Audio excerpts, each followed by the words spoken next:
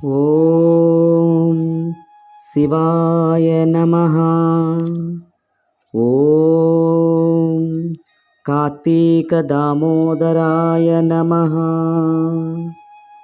కార్తీక పురాణం 14వ అధ్యాయం వృషోత్సర్గం. జనక మహారాజా, కార్తీక మాసంలో వృషోత్సర్గం చేయడం చాలా ప్రశస్తం. వృషోత్సర్గం అంటే ఎద్దును అచ్చువేసి విడిచిపెట్టడం. ఇందువల్ల గోవులకు గర్భాధాన సావకాశము కల్పించిన వారమై, గోవులు మాతలై గోమాతలుగా సమస్తమైన వారిని బ్రోచుటకు మార్గదర్శక మహోత్సవం ఇది. రాజా, ఇందువల్ల గయ వద్ద శ్రాద్ధం పెట్టిన పుణ్యానికి 1000 రెట్లు పుణ్యం కలుగుతుంది. కార్తీక మాసంలో ఎద్దులను అచ్చువేసి విడిచిపెట్టినందువల్ల పుణ్యం పురుషార్థం ఫలించి మనకు ముక్తి మోక్షం సిద్ధిస్తుంది. పితృదేవతలకు సంతృప్తి కలిగి తరిస్తారు. ఉసిరికాయలను కార్తీక పౌర్ణమి నాడు దానం చేస్తే మోక్షం సిద్ధిస్తుంది. శివలింగాన్ని ఈ కార్తీక వ్రతం చేసే ముందు దానం చేస్తే 7 తరాల వారికి మోక్షప్రాప్తి కలుగుతుంది. వ్రత దీక్షితులకు మంచి ఫలితాలు కలుగుతాయి.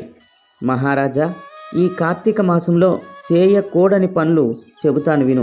కార్తీకంలో స్నానం చేయడం మానకూడదు. వేడి నీళ్ళు స్నానం చేయకూడదు. నూనె రాసుకొని తలంటు స్నానం తగదు. నువ్వులు దానం తీసుకోకూడదు. పగటి నిద్ర పనికిరాదు. సంస్కారహీనుని ఎంట కులభ్రష్టుని ఎంట ఆహారము తినరాదు.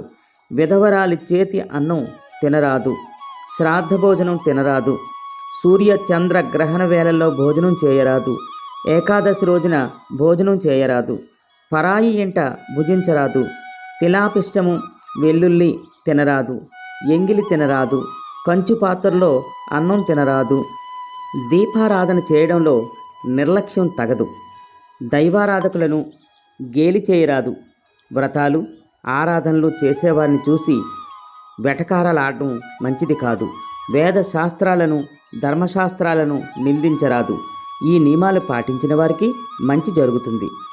వృషోత్సర్గము వర్జించదగు పనులు అధ్యాయము కార్తీక పురాణం 14వ రోజు పారాయణ విభాగం సమాప్తం. హర హర మహాదేవ శంభో శంకర.